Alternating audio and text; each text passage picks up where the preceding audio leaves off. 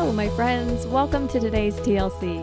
I'm really excited today because I just sent you an email that has a gift I've been wanting to give you for a very long time. So make sure to check your email today. Merry Christmas, my friends. I hope that you are feeling the Christmas spirit because you deserve to enjoy Christmas, just like I am in this moment, because I have a house that has 4 young boys ages 10 and under. And in the last 48 hours, over 30 acts of service have been done in my little house. And it's all because of this one simple thing. Now, I have to tell you, I actually have been struggling to feel the Christmas spirit this season. There has been so many weeks where my children have been sick. Literally 6 weeks in a row, at least 2 or 3 of the days, one of my kids was sick and home from school. And that's a little bit rough when you are a mother who is trying your hardest to get anything done in the house, right? You get this, all of the holiday preparation on top of the content that I'm wanting to create to give to you amazing people. I felt a little bit picked on, especially because, when children are sick, they're just really not that happy. They're not looking for ways to be kind or obedient. They just kind of sink into their own world and feel a little bit ornery. And that has been the energy in my house a lot lately. So we've been struggling to feel the Christmas spirit as a family. Until my wonderful friend shared a simple Christmas tradition with me that has given my family a vision that has made all the difference. I'm calling this tradition Kindness Straws. It started on Sunday evening when I gathered my family and I read them this book called The Last Straw. And it goes through a little scenario where these children in this book are ornery and fighting and having a hard time. And yes, I did pause while I was reading the book to them and say, kind of like we've been lately. And they all kind of looked at me like, yeah, Mom. Well, we finished reading this book and the story goes through this family's experience of doing active service for each other throughout the Christmas season, but not just acts of service because it's nice to be kind. These acts of service were connected to a bigger vision. The whole focus of the tradition is centered around a vision of laying the baby Jesus in a comfy bed of straw at the end of the Christmas season, but not just any bed of straw. A bed of straw built on acts of kindness. Each week on Sunday, our family picks out names so that each person is assigned to a different person, and then you do something kind for that person throughout the week, and each time you do an act of kindness, you put a piece of straw into the manger. And then on Christmas Eve, we put a fake baby Jesus into this manger full of this bed of straw that's all built on kindness as our gift to Christ on Christmas. And my friend, it is transforming my home. After I read this book, my kids all picked out names and got all excited and worried that somebody else was going to see who they had, and they all snuck off and did something kind. And in the morning, everybody's bed was made by somebody else, and somebody's jobs were done, and all of the little tiny things added up, and there was a handful of straw in the manger by the end of the day. And I kind of thought it would just fizzle out after 24 hours, but it hasn't. After the first 2 days, I was worried that we were going to run out of straw. Now, remember, my kids are ages 10, 8, 6, and 4.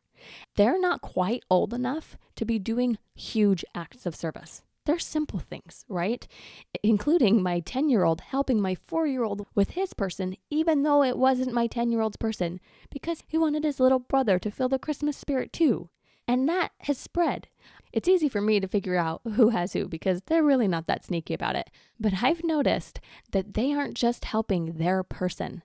They are helping all the people in our family because it feels good. So what made this shift? Why did the vision of this Christmas tradition make such a big impact on my house?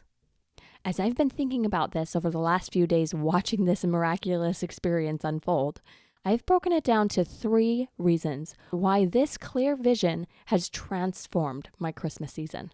Reason 1, before we started this tradition, everybody was focused on what was going wrong. We were tired, we were worn out, we were thinking about how we'd been sick forever.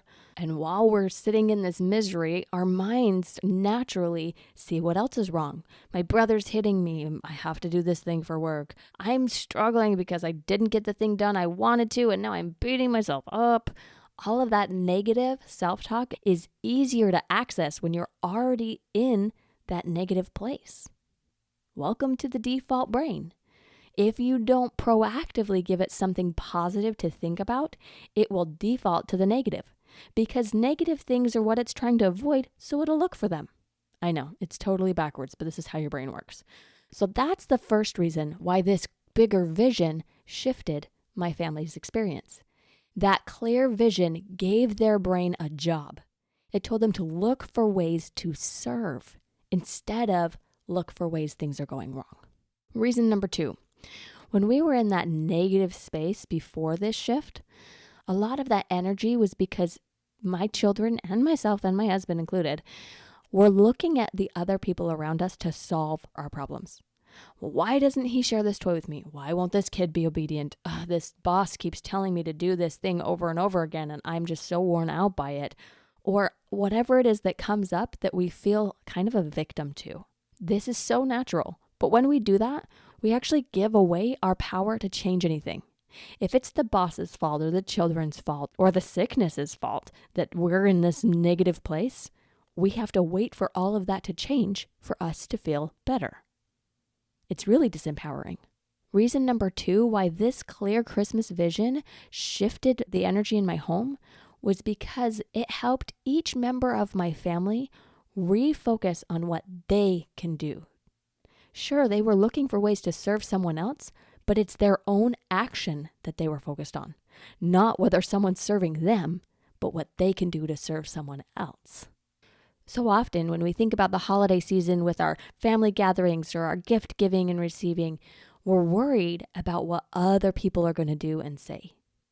When we take a moment to refocus on how we want to show up and what we actually can influence, we get to choose whether we have success in our Christmas season. Our success doesn't have to be measured on someone else's actions. Like whether that long-lost family member that came to the family party is going to cause problems, or whether people are actually going to participate in the activities we put together for this fun Christmas gathering. It doesn't have to be about their actions. It can be about you and how you want to show up. That's reason number 2 of why a clear vision works, because it helps you focus on what you can do to create a successful Christmas season. Reason number 3 why this clear vision is working for my family right now. Every time that a member of my family did something kind, we got to pick a piece of straw and put it in the manger. Now that seems simple, but here's what we often do when we create this big vision of what we want to accomplish.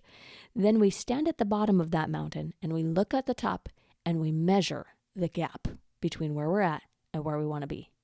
And how does that feel? It feels overwhelming. It feels unachievable. It feels deflating, like you're not even sure you want to start. But if instead you look at your feet and you celebrate every time you take a step forward, how empowering can that feel? That's what the straw is doing for my family. They're celebrating each little gain. And if you want to know a little bit more about how to train your brain to see that gain, check out episode 31 that I did a while ago. Each step you take counts for something good. Even if that step has a little fumble in it, you can gain experience and learning from that fumble. And once you see that progress over time, you will have more motivation, more confidence, more desire to keep taking steps. Like my children, who are now doing kind things for siblings that they didn't even pick this week. All of this transformational energy in my house is because of the simple fact that they now have a vision. What is your clear vision for the Christmas season?